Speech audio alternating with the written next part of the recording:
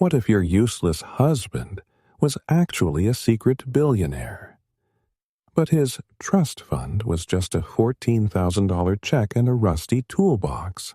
Lily hired a spy to test her deadbeat husband, and it backfired spectacularly. Now, she's stuck between a perfect man with a white picket fence and her broke ex who thinks entrepreneurship means fixing toilets. This isn't a Cinderella story. It's a messy, hilarious, and brutally honest journey of two people who failed at marriage, but might just succeed as business partners. Grab the popcorn, because this divorce is about to become the most profitable startup you've ever seen. This is the story, My Husband, the F-rated CEO. We hope you enjoy it. Disclaimer. This channel features fictional psychological stories created for emotional exploration and storytelling purposes. All characters and events are entirely fictional.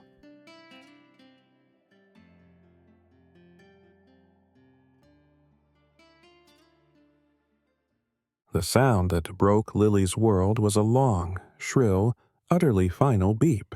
It came from the credit card reader at Walmart's checkout lane 7, a sound of pure electronic rejection.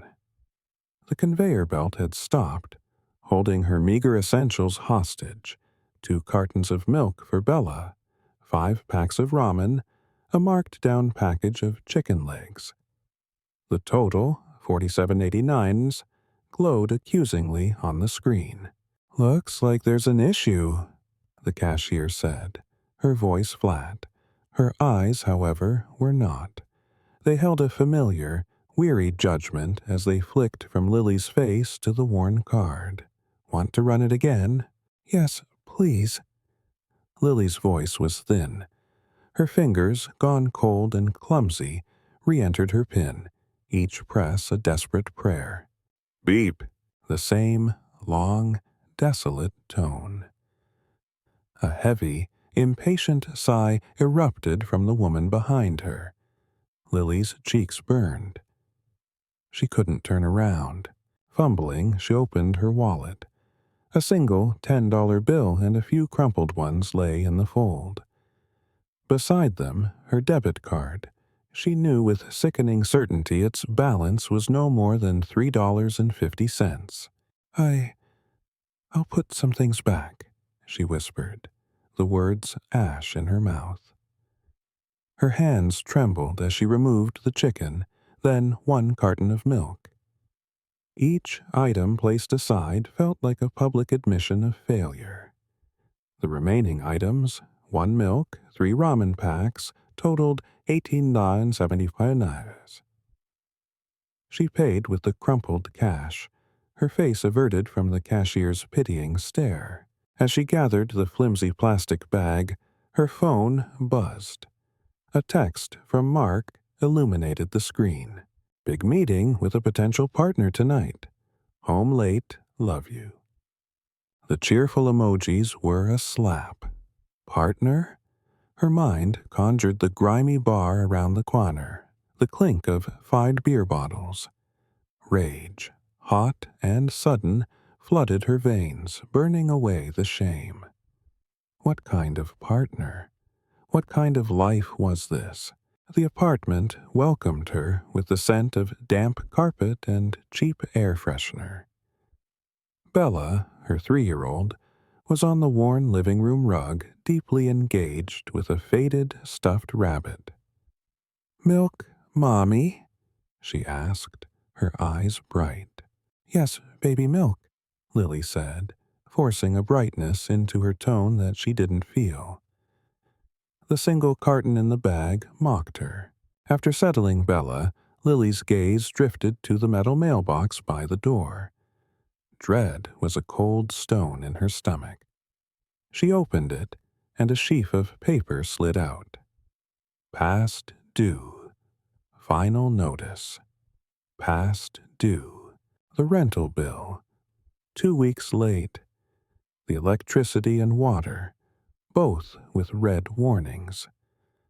And at the bottom, the one that made her breath catch, the remaining balance from Bella's hospital stay last month, 1,250. She did the mental math, her heart hammering against her ribs. Nearly 250, an impossible sum. She grabbed her phone, dialing Mark's number. It rang, on and on, each tone stretching her nerves tighter. Finally, a click. "Hey, beautiful. What's up?" Mark's voice was loud, cheerful, underscored by the thrum of bass music and a blur of laughter. A bar. Definitely a bar. "Mark." Her voice was tight. "The mail came. It's bad. Rent, utilities, the hospital. It's over $2,000. What are we going to do?" "Oh, that," he said, his tone dropping to a confident murmur, barely audible over the background noise. "Don't even sweat it, babe. I told you. I've got a plan. Met with someone tonight. A real player. This could be the big break. Just trust me, okay? Gotta go. Closing the deal." "Mark, wait." But the line was dead. She stood in the silent, oppressive apartment, the phone limp in her hand. Trust me. The two words that had built their life on a foundation of quicksand. Mark stumbled in after 2 a.m., reeking of stale beer and smoke. He mumbled something incoherent, toed off his shoes, and collapsed onto the sofa, snoring within seconds. Lily lay awake, the silence screaming. A small, urgent thought took root. There were a few minor bills she could pay online if she could just access his account. She knew his phone password, his birthday. It was a violation, but the weight of the bills felt heavier than the guilt. Silent as a ghost, she padded into the living room. The blue glow of his charging phone lit his slack, peaceful face. She picked it up. The screen woke at her touch, and there, on the lock screen, was a notification that made her blood run cold. Anderson and Lowe Legal Associates. Urgent review of trust fund and asset management for Mr. Mark W. The breath left Lily's body. Anderson and Lowe. The name was Wall Street legend. Whispered in articles about fortunes and high-stakes deals. Trust fund. Asset management. The words swam before her eyes, absurd and terrifying. She swiped, entered his birthday. The phone unlocked. The email app was open. This new message required a separate password. Heart pounding a frantic rhythm against her sternum, she typed Mark's birthday again. Incorrect password. She tried their wedding anniversary, a date that felt like it belonged to different people now. Incorrect password. Desperation clawed at her. In a final, wild guess, her fingers flew over the digits she knew best, the only ones that felt sacred and real. Bella's birthday. The screen blinked. The email opened, text flooding the display. But before her eyes could focus on a single word, a jarring roar split the night, a motorcycle gunning its engine in the alley below. On the sofa, Mark jerked, grumbling in his sleep. Panic, pure and electric, shot through Lily. A thief caught in the act. She fumbled, stabbing the power button, plunging the screen into blackness. She shoved the phone back onto the coffee table and scrambled back, her back hitting the wall, cold sweat prickling her skin. In the deafening silence that followed, broken only by Mark's resumed snoring and the wild drumming of her own heart, a single, insane thought crystallized, shining with terrible, impossible hope. What if all those ridiculous rags-to-riches dramas were real? The borrowed cocktail dress was a shade of impersonal blue, and it hung just slightly wrong on Lily's frame. She could feel the cool, expensive silk catching on a tiny callus on her thumb as she stood in Sarah's cavernous living room, trying to disappear into the wall. Laughter and the confident hum of money echoed off the marble floors and high ceilings, making the simple act of holding a champagne flute feel like a performance. "Lily, darling, you're not hiding from me, are you?" Sarah's voice was like polished glass, smooth and cutting through the murmur. She materialized in a column of cream silk, her arm hooking through Lily's with practiced familiarity. "You look positively pale. Come on, let's get you a proper drink away from these finance bros." Before Lily could muster a protest, Sarah was guiding her through a set of heavy wooden doors into a library that smelled of old paper and lemon polish. The door snicked shut, muffling the party into a dull roar. Sarah leaned against the edge of a massive oak desk, her gaze, sharp and assessing, sweeping over Lily. "So," Sarah began, her tone shifting from hostess charming to something more intimate, more probing. "What's he done now? Let me guess. Another ground floor opportunity that requires your last dime?" She didn't wait for an answer, her eyes narrowing. "You look exhausted, honey. It's written all over you." The directness, combined with the 2 glasses of champagne she'd nervously downed to steel her nerves, was a breach in a dam Lily had been struggling to hold. The words spilled out in a hushed, shaky flood. The humiliating beep of the declined card, the suffocating stack of bills, Mark's infuriating, unwavering optimism. And then, leaning closer, her voice dropping to a conspiratorial whisper, she confessed the impossible. The email from Anderson and Lowe. "It sounds crazy," Lily finished, her cheeks burning.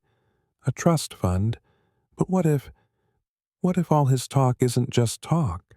Instead of the expected laugh or eye roll, Sarah's perfectly sculpted eyebrows arched. Her hazel eyes didn't mock. They sharpened, focusing with an intensity that felt almost clinical. A slow, knowing smile touched her lips, not of amusement, but of dawning, predatory interest. "A trust fund," she repeated, letting the words linger. "You know, you're not the first wife to wonder. Men compartmentalize. They live the double lives. But the not knowing, that eats you alive, doesn't it?" Sarah pushed off the desk and moved closer, her voice dropping to a velvet murmur. "What if I told you there's a way to cut through the bullshit? No drama, no he said, she said, just verified data." A cold knot of apprehension tightened in Lily's stomach. "How?" "Come here," Sarah said, her smile turning secretive. She gestured to the high-backed leather chair in front of her open laptop. "Let me show you my other baby, the real moneymaker." Sarah woke the screen with a tap. A moment later, she spun it toward Lily. A sleek, minimalist website loaded, dominated by a stark, monochrome graphic of a hawk's unblinking eye. The logo, Eagle Eye Confidential. The tagline beneath in elegant, severe font. "Trust, but verify." Comprehensive personality and fidelity assessment for business and personal partners. "It's a discreet consultancy," Sarah explained, her voice taking on a polished boardroom cadence. "I'm a co-founder. We've moved far beyond asking a girlfriend to flirt at a bar. That's amateur hour." She clicked a tab. "We employ a network of professionals, behavioral analysts, former forensic accountants, and highly trained field agents." Agents? Lily's mouth felt dry. "Actors. The best. They build complete, credible identities and scenarios to test specific vulnerabilities. financial honesty, marital fidelity, ethical boundaries. Sarah's eyes gleamed.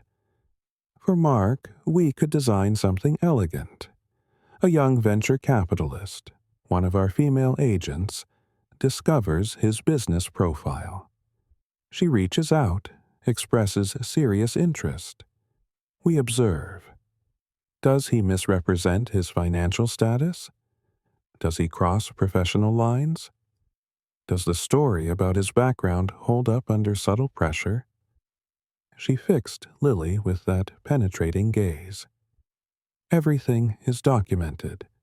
Audio, video when possible, behavioral scoring. The final report doesn't give you feelings. It gives you evidence and probability-based forecasts. To illustrate, Sarah navigated to a secure portal. After a few clicks, she pulled up sanitized case studies, pixelated photos of a man's hand too close to a woman's lower back in a dim lounge, audio transcripts with highlighted phrases like, "My wife's spending is out of control."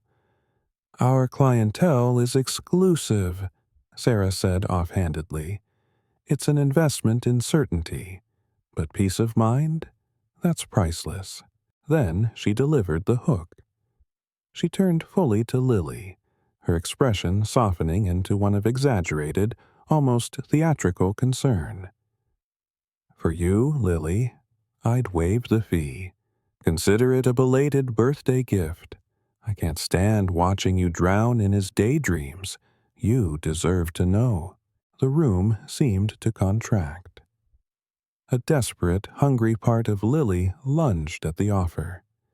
This was a map out of the bewildering fog.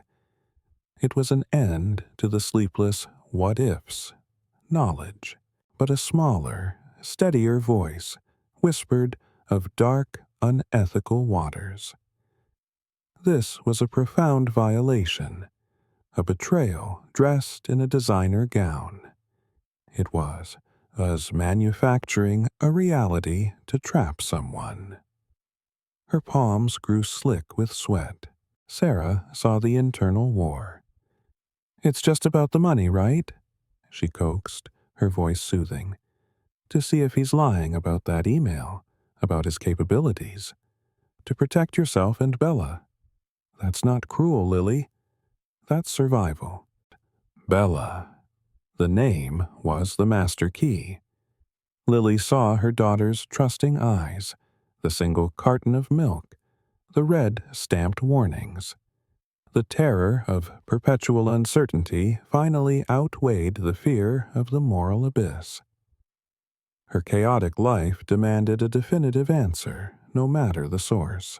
Her voice, when it finally came, was a thin, strained thread of sound, heavy with guilt and a terrifying sliver of hope. Just to know if he's honest. About the money. That's all." Sarah's smile bloomed into full, triumphant perfection. She reached out and patted Lily's hand, a patronizing gesture that felt like a brand. "Of course, darling, that's all. Leave the details to me. You just sit tight and wait for the truth." As Lily gave a faint numb nod, she missed the fleeting, calculating glint that flashed in Sarah's eyes. She had just authorized a silent strike on her own marriage. The free service was now active, and its true devastating cost was already being calculated in shadows she couldn't see. A week of gnawing silence passed after Lily's whispered agreement in Sarah's study. She moved through her days with Bella in a fog of dread and shame, jumping every time her phone buzzed. The email from the law firm remained an unopened, haunting mystery. Mark was unusually energized, talking more about networking and refining his pitch, oblivious to the trap being laid around him. The report arrived not with a dramatic ping, but as a silent, encrypted file link in a secure messaging app Sarah had insisted they use. Phase 1. Initial contact and digital profile assessment. Subject: Mark. Lily's finger hovered over the notification for a full minute before she tapped it, her heart a frantic bird in her chest. The document was coldly professional. There were photos of a stunning woman in her late 20s. Chloe.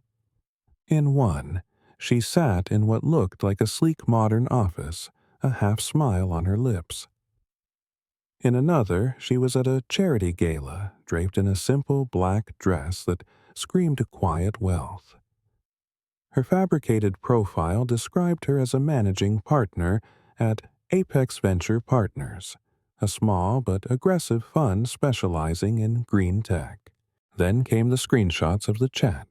Mark's initial message was awkward but eager, responding to Chloe's cleverly baited connection request about shared interests in sustainable innovation. Within 3 exchanges, he was divulging details Lily had never heard articulated so clearly. He called himself an entrepreneur in residence, a term that made her scoff bitterly. He described his groundbreaking modular solar panel solution for urban rooftops. He even attached a PDF, a project brief, that he'd never once shown her, despite her years of begging to see a tangible plan. Lily stared at the glowing screen, a fresh, specific pain lancing through her. Her husband, who clammed up or grew defensive at any mention of their real budget, was an open book to this beautiful stranger. He shared his dreams with her, polished his ideas for her. The humiliation was acute, a personal rejection disguised as professional enthusiasm. At the bottom of the report was a clinical note. Subject demonstrates high susceptibility to validation from perceived high-status individuals. Proceed to Phase 2. In-person financial integrity and motive stress test.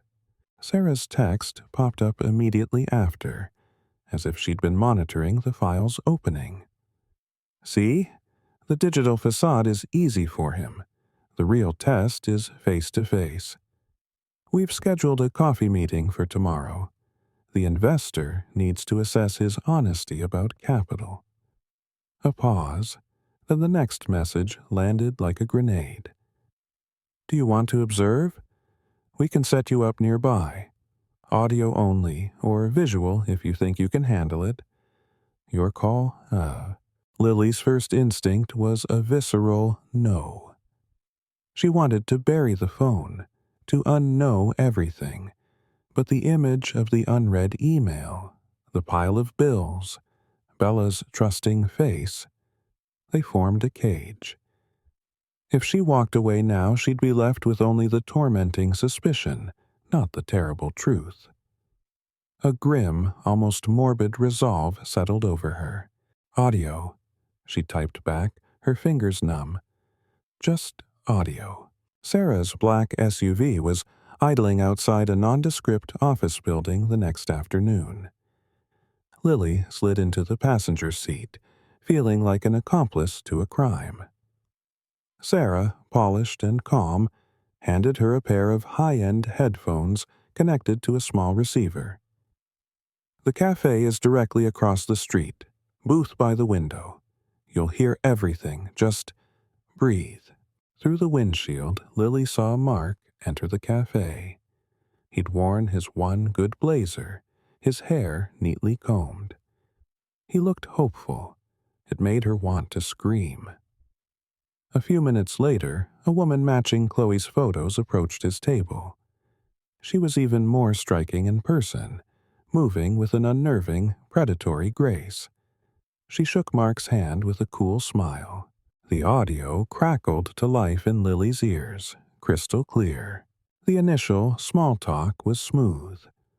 Mark launched into his pitch, his voice gaining the confident, dreamy tone Lily knew so well. Chloe listened, interjecting with sharp, intelligent questions that seemed to impress him. Then her voice shifted, becoming cooler, more analytical. Your concept has merit, Mark. But let's talk feasibility. What's your personal capital injection look like? Do you have assets for collateral? Mark's confident stream faltered. I have some land, a small plot, but the title, there are some family complications there. As for liquidity. And your personal credit? Chloe pressed, her voice like a surgeon's scalpel. A baseline is essential. Is it healthy? It's manageable, Mark deflected, a nervous edge entering his voice. Manageable isn't a FICO score, Chloe stated flatly. There was a rustle of fabric. Before we proceed, I ran a standard soft check, industry practice. Through the headphones, Lily heard a sharp intake of breath. Mark's. Then, a long, dead silence. This shows nearly $30,000 in revolving debt, predominantly credit cards, with multiple accounts in delinquency. Chloe's voice was devoid of all warmth now, purely transactional. You misrepresented your financial standing, Mark. This isn't manageable. This is a crisis. I don't invest in crises, I create exits from them. Lily squeezed her eyes shut, as if she could block out the sound of her husband's world crumbling. She heard the rustle of the iPad being pulled back. But more than that, Chloe continued, and her tone dipped into something colder, more personal. This debt, who carries the weight of it while you're pitching solar dreams? Does your wife know the true extent of this? Does she understand that her family's security is the collateral for your manageable situation? The silence from Mark's end was absolute, suffocating. Lily could picture him, shoulders hunched, the hopeful light in his eyes extinguished, replaced by raw, naked shame. This wasn't a secret billionaire. This was a boy caught in a lie, exposed and helpless.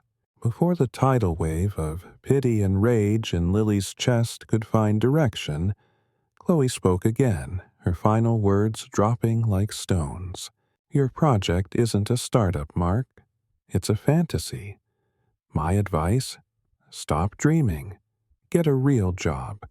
And for God's sake, be honest with your wife. Have a good day. The audio feed cut to a soft hum, then silence. Lily ripped the headphones off, her breath coming in short, ragged gasps. She watched as Chloe stood, collected her things without a backward glance, and walked out into the city crowd, disappearing as seamlessly as she'd arrived. Across the street, Mark remained frozen in the booth, a statue of defeat. Sarah gently took the headphones. "See?" she said, her voice a model of sympathetic triumph. "He's not some hidden tycoon. He's an anchor, and he's been lying to you." But the expected surge of vindication didn't come. Instead, a cold, sharp clarity sliced through Lily's pain.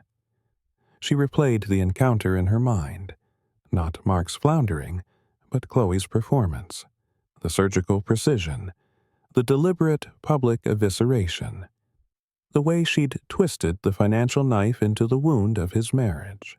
This wasn't just a test, this was a demolition. The question that rose in Lily's mind now, cold and terrible, wasn't about Mark at all. What kind of friend, what kind of service, feels the need to destroy someone that completely? She looked at Sarah's perfectly composed face, and for the first time, she saw not a savior, but a strategist. And she wondered, with a chill that reached her bones, what the real endgame was. The drive home was a blur of streetlights and shame. Lily didn't cry. The shock was too profound, too total, leaving her emotions locked in a deep freeze. She let Sarah's murmured, "I'm so sorry you had to see that, honey," wash over her without a response. She simply got out of the car and walked into her building, each step heavy. Inside the apartment, the silence was a physical presence. Bella was thankfully at a neighbor's for a play date. Lily didn't turn on the lights. She sat on the edge of the worn sofa in the gathering dusk, her gaze fixed on the coffee table. The pile of bills was still there. They were no longer cryptic clues to a billionaire's double life. They were what they had always been: simple, brutal arithmetic. The final proof of failure. She felt hollowed out, scraped clean by the spectacle of her husband's public undoing. The jangle of keys at the door was like a gunshot in the quiet. The door opened, and Mark slipped in. He didn't call out.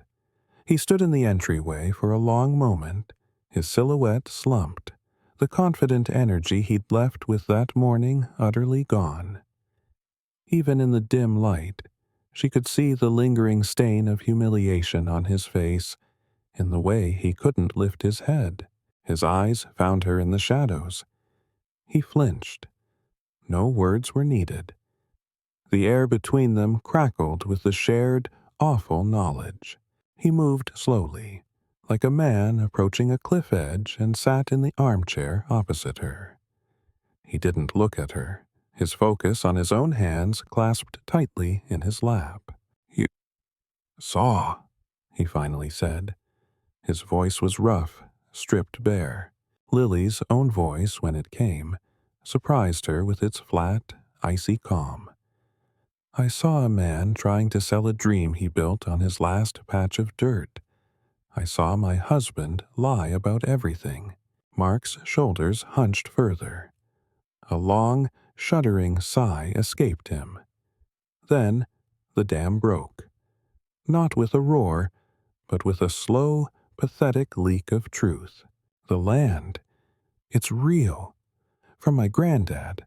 But my uncle is contesting the will. It's tied up in probate. It's not worth much anyway." The words came out in a monotone. "The law firm email. They were responding to my inquiry. They wanted a $10,000 retainer just to look at the case. They were saying no." He kept talking, each confession a piece of the pathetic puzzle. The important meetings were mostly at a dive bar with a rotating cast of other dreamers and dead ends, fueling each other's fantasies with cheap beer. The boundless optimism was a performance. "It was a shield," he whispered, his voice cracking.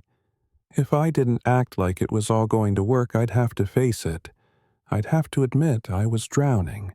And if I did that, you'd see me. You'd see how useless I really was."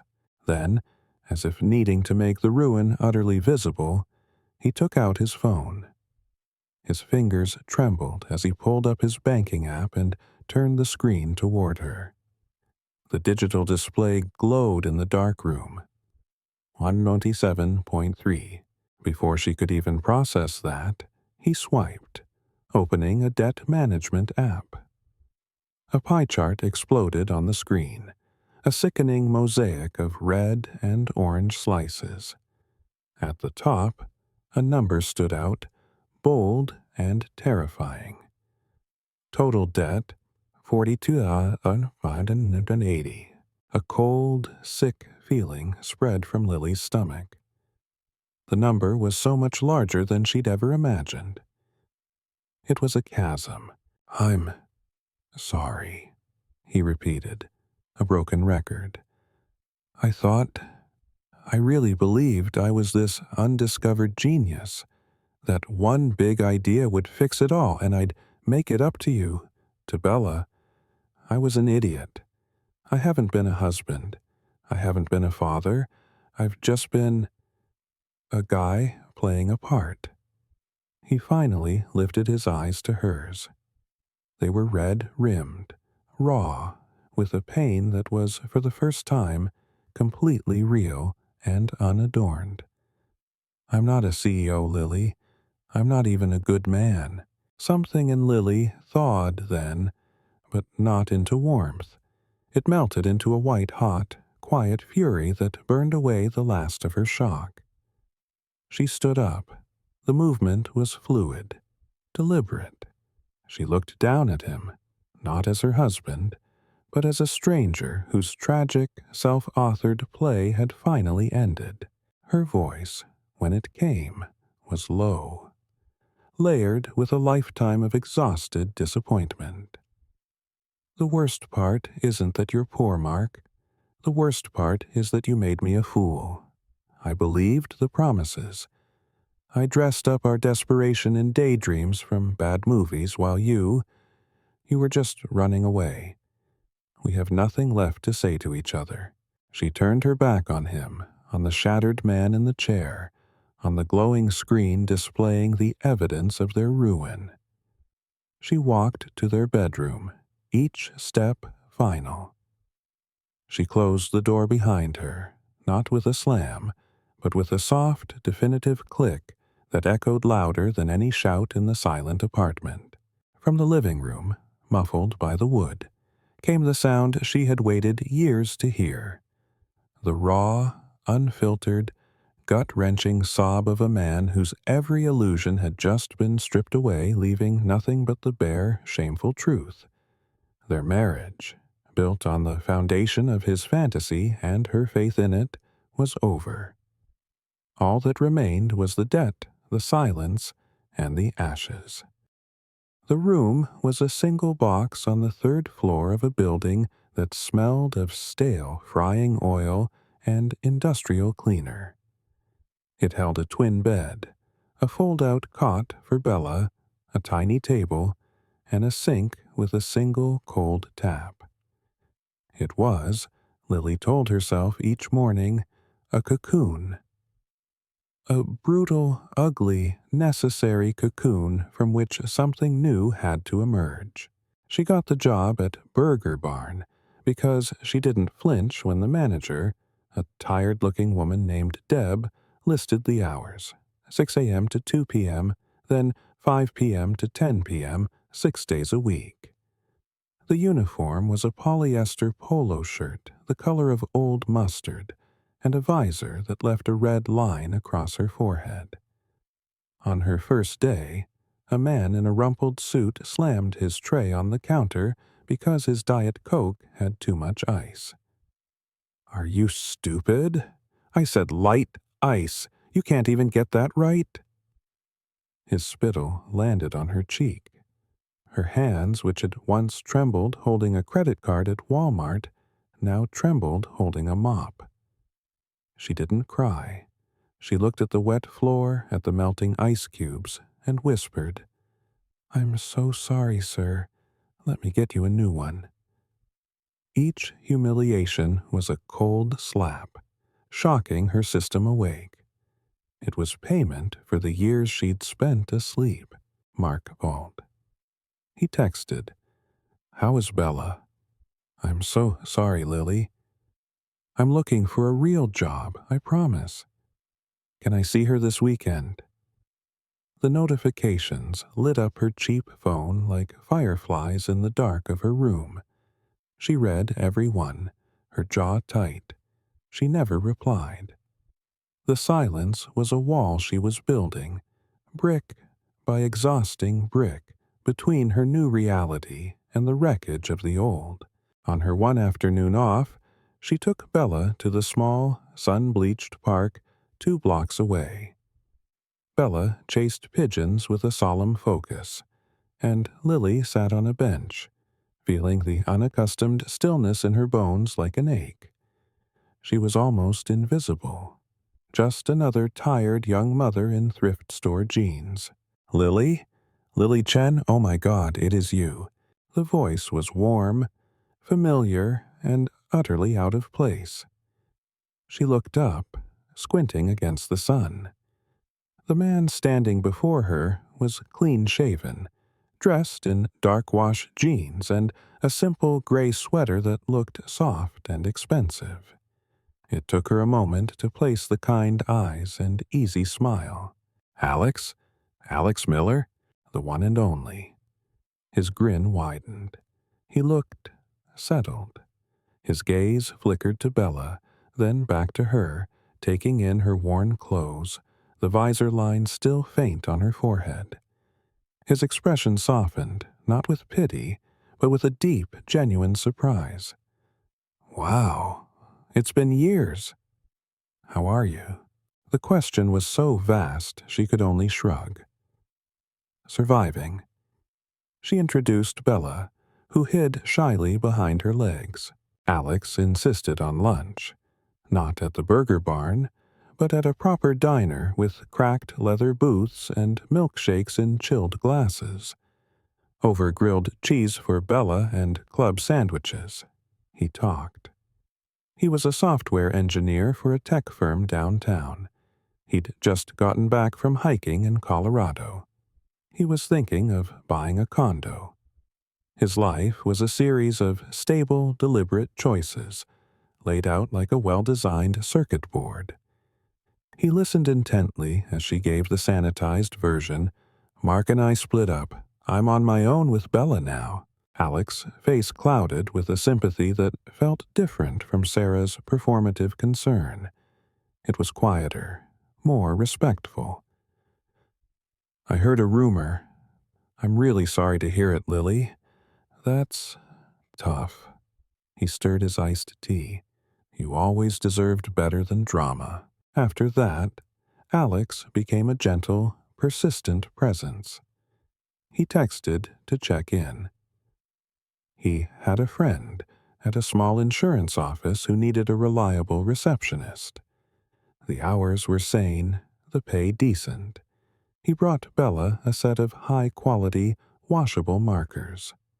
One evening, after dropping off a bag of groceries, he walked her to the door of her building. The streetlight cast a halo around his neatly trimmed hair. He hesitated on the crumbling front step. Lily, can I say something out of line? She nodded, a faint prickle of apprehension on her skin. I had a crush on you, back in our Econ 101 study group. I think you knew. He smiled, a little sadly. Seeing you now, going through all this alone, it kills me.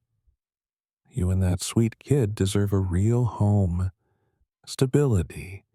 You shouldn't have to worry about every single meal. He took a half step closer, his voice dropping, sincere and urgent. Let me help, please. It doesn't have to be like this. It was the perfect line. The knight in shining armor offer. The escape hatch from the grinding struggle.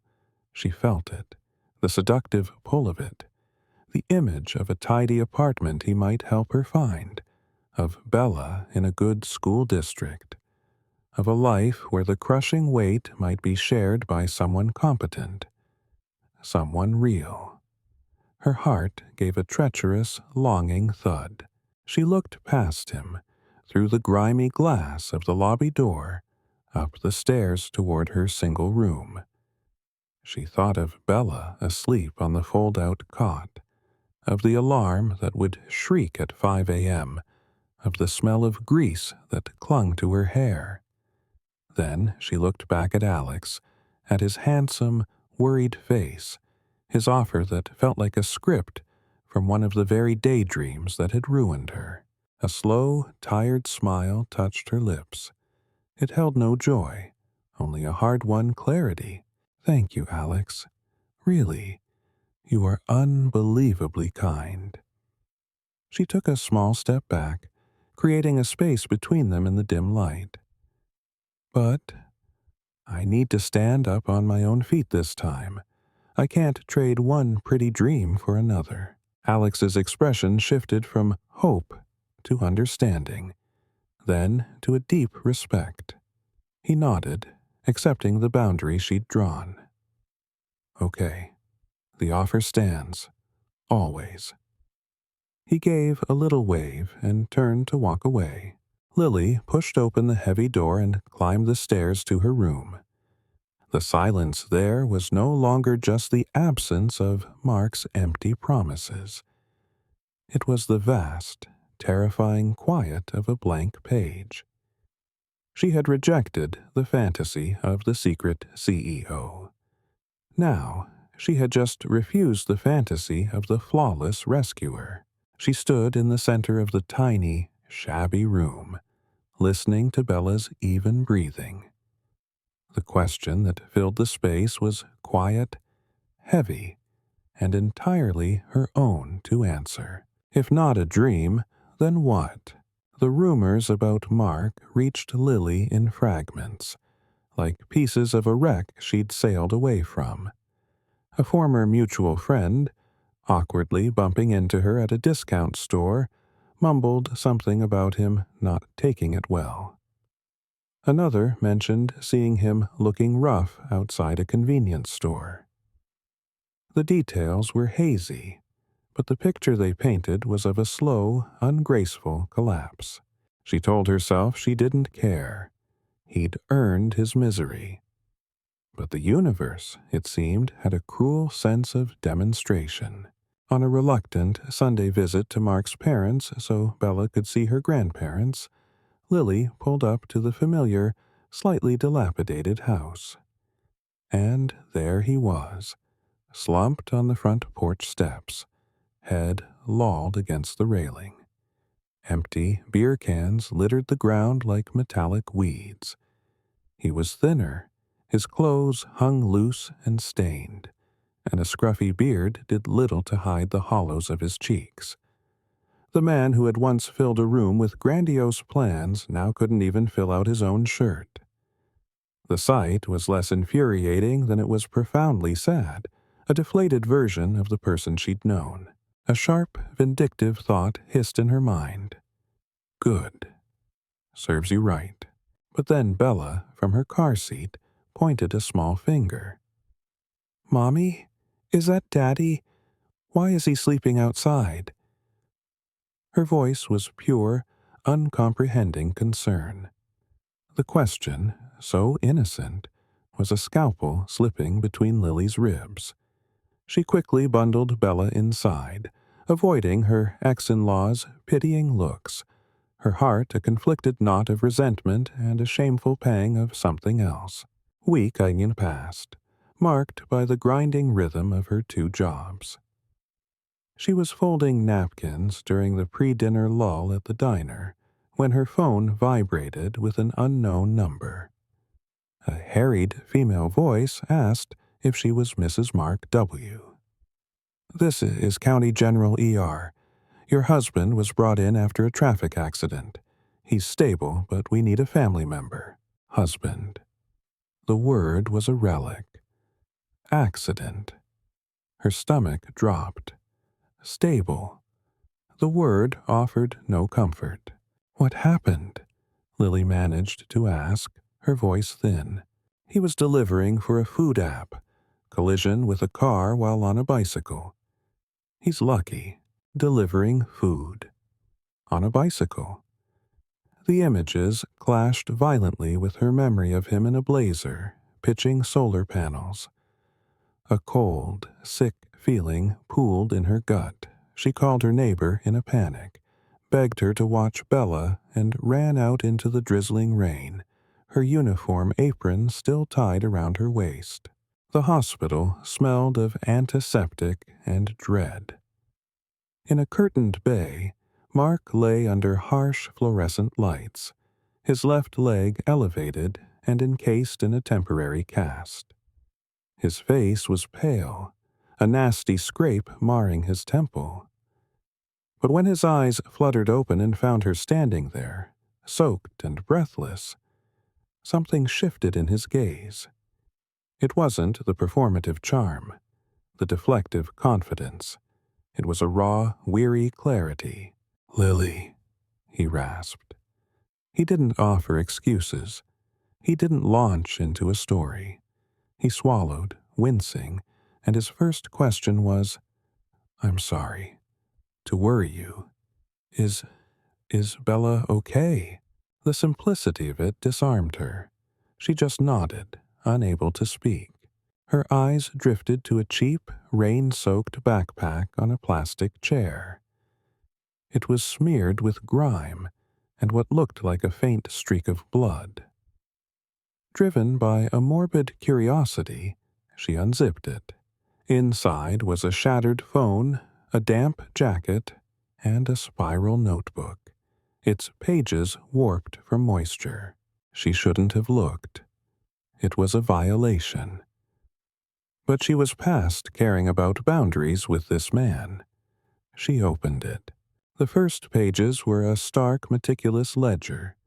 Dates, times, restaurant names, delivery addresses, tips received, miles biked, calculations of net earnings after estimated bike maintenance. It was the dreary arithmetic of survival, recorded with a focus he'd never applied to their bills. Then further in, the writing changed. The scribbles became diagrams, lists, pros and cons. Local handyman service. Low startup. He'd researched tool costs, licensing, insurance. He'd written down names of hardware stores, calculated hourly rates for basic repairs, drywall patches, faucet fixes, furniture assembly. There were notes on advertising on community boards, building a simple website. It was small. It was ordinary. It was the absolute antithesis of a modular solar panel solution for urban rooftops. On the final page, block letters were written as if to cement a promise to himself. No more dreams, start from ground. Real work for Lily and Bella. Lily stood perfectly still, the humid air of the hospital room pressing in on her. The cheap notebook felt heavy in her hands. This wasn't a fantasy. This was a blueprint, humble and stained by rain and effort. The tears that came weren't from pity. They were from the shock of recognition. For the first time in years, she was seeing evidence not of who he pretended to be, but of who he was desperately trying to become. He was still a mess. He was broke, injured, and lying in a public hospital. But in the rubble, there was a new, fragile structure attempting to rise, one built on honesty, however painful. She placed the notebook back in the bag with careful hands, as if it were something fragile. She looked at Mark, his eyes closed again, pain and exhaustion etched on his face. The words left her lips in a whisper, barely audible, directed at the room, at the past, at her own thawing heart. "You idiot," she breathed. "Why couldn't you just be careful?" The ice wall around her heart didn't melt, but she felt it then. A hairline crack, deep and undeniable, letting in a sliver of unbearable, complicated light. Alex's rescue mission shifted from thoughtful gestures to a formal, sensible proposal. He took her to a quiet coffee shop, not the diner, and laid out a plan with the calm precision of a project manager. He knew of a clean, safe one-bedroom in a better neighborhood. He could cover the deposit and first month's rent. He'd researched a 6-month certification program for medical billing, steady work, decent pay, flexible hours.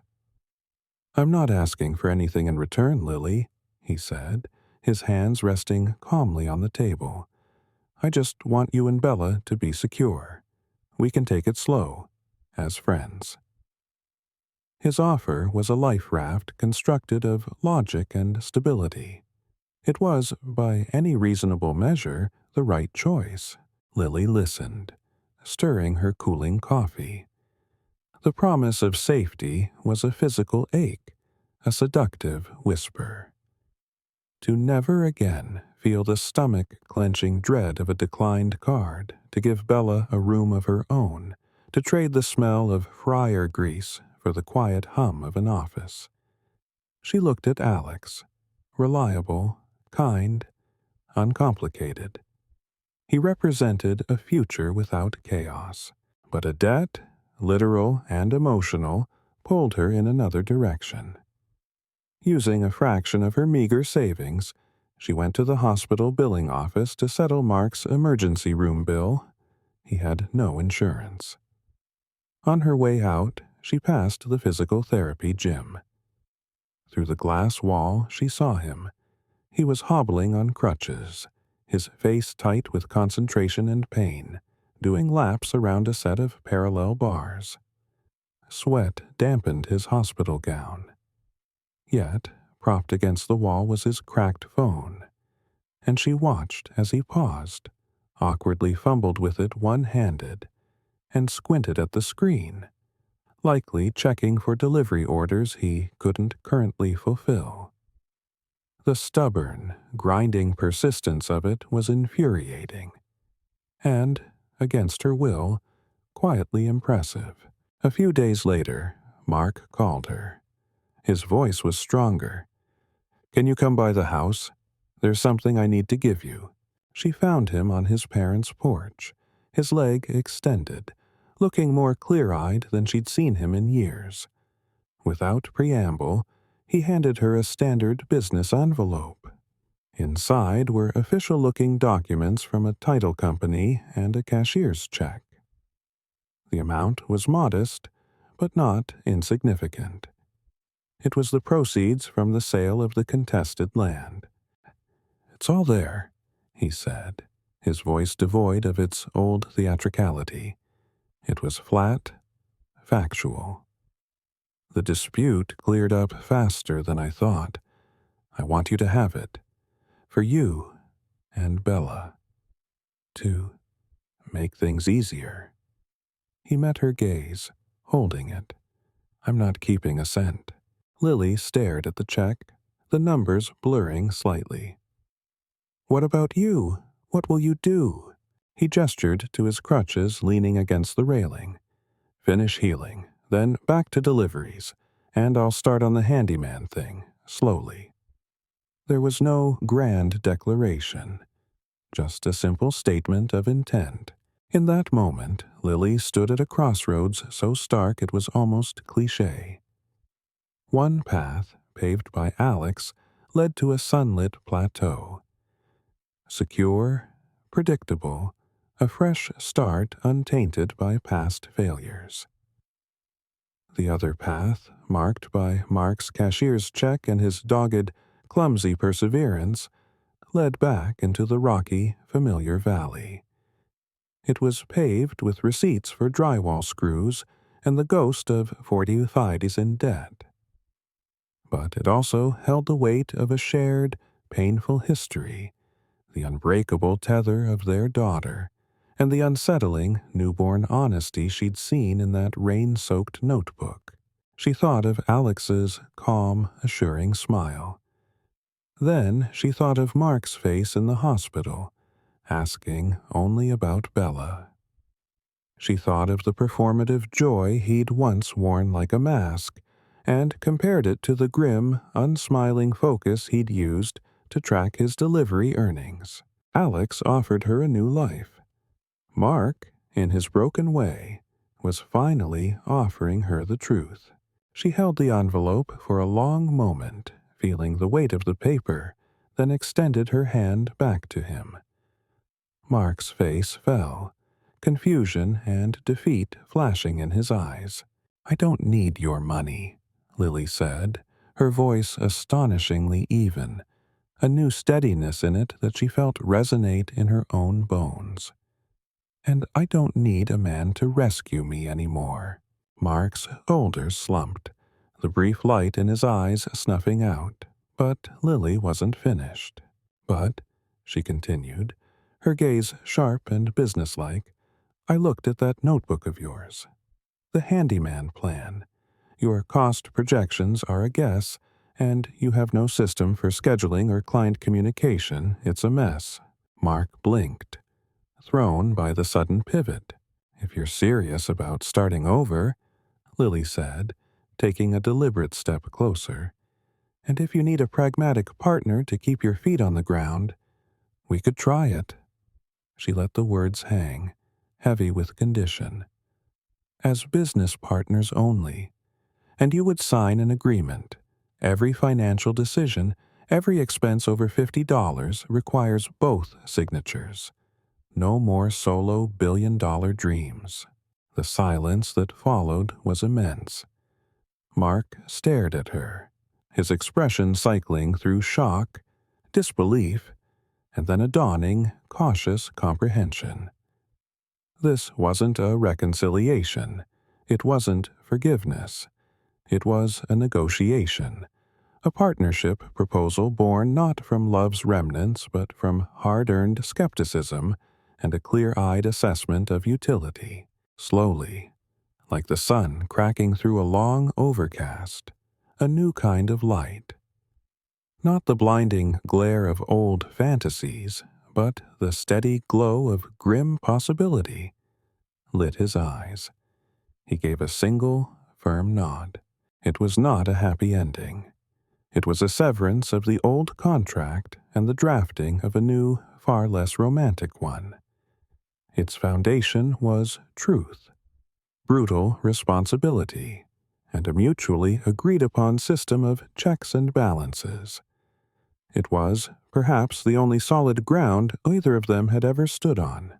The final sum from the sold parcel of land arrived like a late guest to a ruined party. 45,000. After legal fees, and settling the most aggressive of the collection agencies, Mark was left with 28,000. It was more money than he'd touched in years, but in the grand, bleak scheme of things, it was a pittance. It wouldn't buy a future.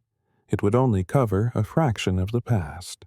He sat in the worn leather chair of his elderly lawyer's office, staring at the cashier's check. The air smelled of dust and old paper. "Congratulations, Mark," the lawyer said, peering over his glasses. "A clean resolution. Now you can start fresh." Mark offered a thin, joyless smile. Start fresh with what? The image that came to mind wasn't one of possibility, but of lack. His cramped, rented room, his broken bicycle, the hollowed-out feeling in his chest where his dreams used to be. He felt no triumph, only a dull, heavy relief. The weight was lifted, but the ground beneath him was still empty. His first action was purely mechanical. He logged into the old joint bank account, the one Lily still technically had access to, the one they'd used for groceries a lifetime ago, and transferred exactly 14,000. Then he sent a text. No call, no preamble. Land sale closed. Half is yours. In the joint account. Password unchanged. Take it. He didn't ask to meet. He made no emotional appeal. The message was as dry and transactional as the wire transfer itself. He put the phone down and waited for the storm, or the silence, to follow. Lily saw the notification while refilling ketchup dispensers at the diner. Her heart did a strange, lurching thing. Not excitement, but a surge of adrenaline. She waited until her break, hiding in the stockroom amid boxes of napkins, to check the account. The number glowed on the screen. 14,000 hilomud. It was the largest sum of money she had ever seen attached to her name, and instead of elation, a hot, prickling anger bloomed in her chest. Is this it? She thought, her fingers gripping the phone tightly.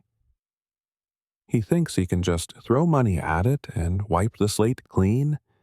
He thinks this makes up for the fear, the humiliation, the years. Old wounds throbbed anew. The simplicity of the gesture felt like an insult, but then she read his text again. Half is yours. Not For you, not to make it up to you. Yours, as in an asset divided, a partnership dissolved. There were no pleas, no poetic apologies woven in. Its starkness was its own kind of brutal honesty. It wasn't a bribe for forgiveness, it was a settlement. And against her will, that clinical quality made it feel more real than any grand romantic gesture ever had. She needed to see his face when she refused it. She texted back, just as succinct. Meet me, the old place, tomorrow, 3 p.m. What? The old place was a shabby corner cafe with bad coffee and sticky tables, where they'd gone in their early, broke but hopeful days. Lily arrived first, choosing a booth in the back. When Mark walked in, he looked different. His clothes were clean and simple, jeans, a plain gray t-shirt, but they fit. His hair was neat. The change wasn't in his wardrobe, but in his bearing. The restless, dreaming energy was gone, replaced by a settled weariness. His eyes, when they found hers, were clear and calm, devoid of their former defensive sparkle. He slid into the booth opposite her, not speaking. Lily reached into her bag, pulled out the cashier's check she'd printed that morning, and slid it across the Formica table toward him. I don't need your money. Mark didn't look surprised. He didn't flinch. He just watched her, listening. The words, dammed up for so long, began to flow, low and tense. What I needed from you, you can't buy with this. I needed safety. I needed a partner who would build a real home with me, brick by brick, not castles in the sky. You took my trust. You took my youth. What does $14,000 do to fix that? She held his gaze, challenging him to argue, to deflect, to launch into another promise. Mark was silent for a long moment, his hands resting on the table. The noise of the cafe, the hiss of the espresso machine, the chatter from the counter, seemed to recede. When he finally spoke, his voice was quiet, measured, and carried a gravity she hadn't heard before. I know, he said. The money fixes nothing. This isn't payment. It's restitution. Giving back the share you should have had from the beginning if I'd been a man who faced things.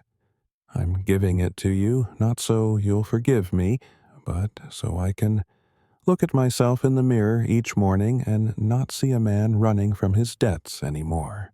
With a deliberate motion, he pushed the check back across the table until it rested in the space between them. Think of it as tuition for the expensive lesson we both learned. Use it for Bella. Use it for whatever you need. He paused, his eyes never leaving hers. As for me, I'll start over, for real this time, from actual zero. No land, no illusions. Lily stared at the check, then at his face. The anger that had sustained her for months suddenly had nothing to fuel it. It dissipated, leaving behind a vast, aching sadness and something else entirely new, a faint, reluctant flicker of respect. She wasn't looking at the dreamer or the failure anymore. She was looking at a man who had fallen hard, who bore the scars without decoration, and who was, with quiet determination, trying to find his footing on the bare, unadorned earth. It wasn't a happy sight. But for the first time, it was an honest one. Alex did not give up. His kindness evolved into a formal, breathtaking proposal. He reserved a table at a French restaurant where the napkins were thick linen and the menu had no prices. Candlelight softened the elegant room, making Lily acutely aware of her department store dress and the calluses on her hands. Over a delicate salad, Alex laid out his plan with the quiet confidence of a man who solved problems for a living. His company was opening a regional office in a quieter, affluent suburb in another state. He needed a reliable executive assistant, someone to manage his calendar, handle communications, learn the business. "This is the opportunity, Lily," he said, leaning forward. His eyes were earnest. "The salary is $65,000 a year. Full benefits for you and Bella. We could get a nice 2-bedroom in a fantastic school district. You could have a real fresh start. Leave all this behind." He gestured vaguely, encompassing the city, the past, the struggle. Then he reached across the table and gently covered her hand with his. "And who knows? Maybe we could write a new chapter together." It was the perfect happy ending offer. Safety, stability, a good man. A life raft carved from polished oak. Every rational cell in Lily's brain screamed yes. That night, back in her tiny room, she watched Bella sleep, her chest rising and falling in the dim light from the street. She looked at the cracked linoleum, the single window overlooking a brick wall. 65,000 a year. Safety. A good man. It was all correct. It was the smart, clean, obvious choice. So why did her heart feel not a flutter of hope, but a cavernous, cold emptiness? The offer felt like being given a beautifully furnished house where she wouldn't know where the light switches were. It was a life to be received, not built. The next morning, with a clarity that felt both terrifying and solid, she called Mark. She didn't mention Alex. She talked about the check. "I'm not taking that money for myself," she said, her voice steady over the line. "But I have a proposal. You said you wanted to start from scratch, with the handyman idea. 14,000 could be seed capital. Basic tools, a used pickup truck, a simple website, a small operating cushion." She paused, letting the implication hang. "But there are conditions." She met him at the public library, a neutral territory. From her bag, she produced several printed pages, a draft business partnership agreement she'd spent the night researching and writing. It was brutally pragmatic. Lily would contribute the 14,000 as capital. Mark would contribute labor, skill, and sweat equity. Any expenditure over $500 required dual signatures. Lily would be responsible for bookkeeping, scheduling, customer service, and digital marketing. Mark would handle estimates, technical work, and on-site execution.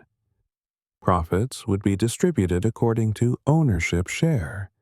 And the most critical clause, underlined, the parties agree to maintain a strict separation between business and personal affairs.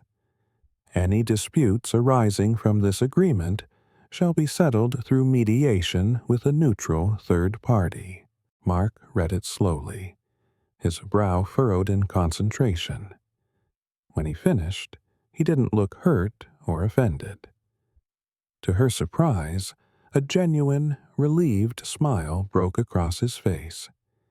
It was the first real smile she'd seen from him in years, free of guile or performance. "This," he said, tapping the paper, "is the fairest deal I've ever been offered, and you are the toughest business partner I've ever met." He took the pen she offered and signed his name at the bottom without hesitation. It was only after the signed copies were tucked away, the new, fragile framework established, that Lily spoke of the other path. "There was another offer," she said, her voice quiet in the library's hush, "from someone else. a chance at a whole new life somewhere else. I turned it down. Mark looked up, his expression unreadable, a mix of surprise and something else. Respect, perhaps, or a deep, shared understanding of the cost of that refusal. Lily met his gaze, and for the first time in what felt like forever, she smiled. It was a small, weary smile, but it held no bitterness. I don't need anyone to rescue me anymore, Mark. I need to build my own life, even if it's small, even if it's hard. She took a breath, the words feeling like a vow. And I think, maybe we should try to rebuild what broke, not as husband and wife, but as two adults who learned a brutal lesson, starting with this. She gestured to the folded agreement. Let's see if we can become partners you can actually trust. Mark held her gaze for a long moment. Then he simply nodded. There were no promises of love rekindled, no tearful reconciliations, no grand declarations. He extended his hand across the library table. After a beat, Lily took it. The handshake was firm, practical, sealing their new, unromantic compact. It was not a storybook ending. It was a business arrangement. But in that simple, deliberate grip, in the signed pages in her bag, Lily felt something she hadn't felt in all the years of dreaming about a secret CEO. A sense of solid, unshakable ground, hard-won and entirely her own. She had chosen the difficult, self-made reality over the perfect, gifted dream. 1 year later, the numbers on Lily's spreadsheet brought a quiet, solid satisfaction. M&L Home Solutions had a clean, functional website, 127 five-star reviews on Yelp, and a schedule booked solid 2 weeks in advance. Her office was a sunlit corner of her new apartment, a proper one-bedroom with a living room large enough for Bella's toys and a dedicated desk. The air smelled of coffee and fresh paint, not damp and despair. She was finalizing the quarterly financials. Net profit, $8,500. It wasn't a fortune, but it was tangible. It had paid down another chunk of the old, haunting debt. It funded a small savings account with her name on it. Most importantly, it had secured a spot for Bella in a bright, reputable preschool. Financial self-reliance, Lily had discovered, was the most potent antidote to old fantasies. Her phone buzzed with Mark's contact, a picture of him and Bella at the park, now labeled simply M, Business. His voice was cheerful, tinged with the focused energy she'd come to appreciate. Partner, we've got a big one. Full bathroom renovation out in Oakwood Hills. Clients want to meet with both of us to go over specs tomorrow. Oakwood Hills. The name conjured images of tree-lined streets and houses with double garages, places they used to drive past with a mixture of yearning and resentment. Now, their work was taking them there. The meeting was in a beautiful, sprawling home. The clients, a warm, no-nonsense couple in their 50s, discussed tile choices and plumbing upgrades with them. As they wrapped up, the wife, Mrs. Gable, looked between them with an appraising, kindly gaze. "You two work very well together," she remarked, pouring them more iced tea. "There's a real rhythm, a trust. You don't see that often, even in married couples." Mark and Lily exchanged a brief, acknowledging glance. They didn't correct her. The label didn't matter anymore.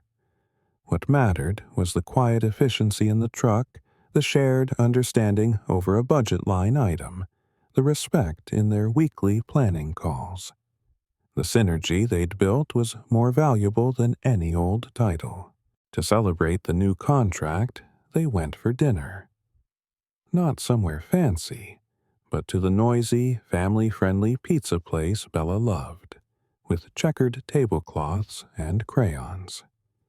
Bella, now a lively 4-year-old, chattered excitedly about her preschool friends between bites of cheese pizza. Mark and Lily talked shop over pepperoni.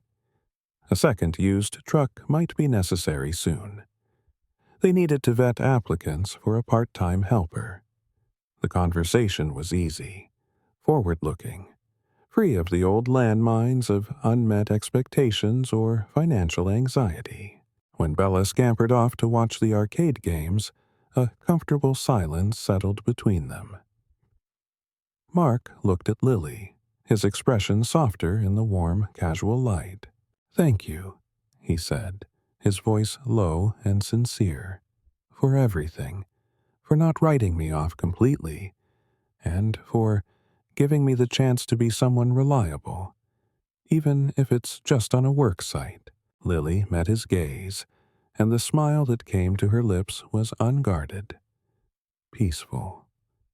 "Thank you," she replied, "for being the wake-up call I needed, and for becoming a father and a partner I can actually depend on." The simplicity of the exchange held more weight than any dramatic declaration from their past. The evening wound down. Mark drove them home, the familiar streets passing by in a blur of comfortable silence. At her door, he scooped up a sleepy Bella for a good-night hug, his big hands gentle. "Sweet dreams, superstar," he murmured into her hair. Then he turned to Lily.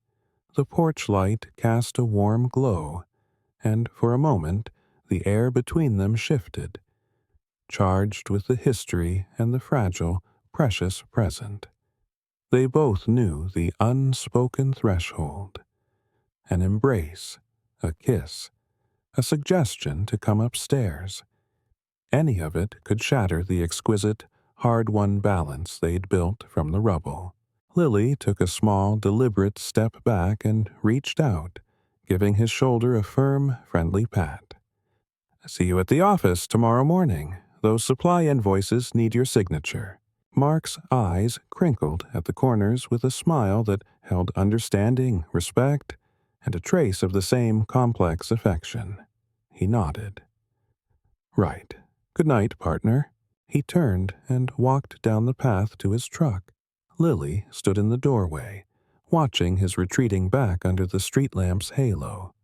The old feelings, the seething doubt, the furious betrayal, the desperate longing for a secret savior were gone. In their place was a deep, steady calm, a confidence in her own 2 feet, and a complicated warmth in her chest. It might be the deepest friendship she'd ever known. It might be the seed of a different kind of love, mature and clear-eyed. She felt no urgency to define it. To name it might be to risk it. She gathered Bella close, the child's warm, sleepy weight a perfect anchor, and stepped inside, closing the door on the humming city night. Outside, life moved on. Inside, she had built a real home, with her own hands, her own will, her own shrewd partnership. The future ahead was an open road, and for the first time she knew she would navigate it not as a dreamer waiting for a CEO, but as a woman who was, finally, wide awake.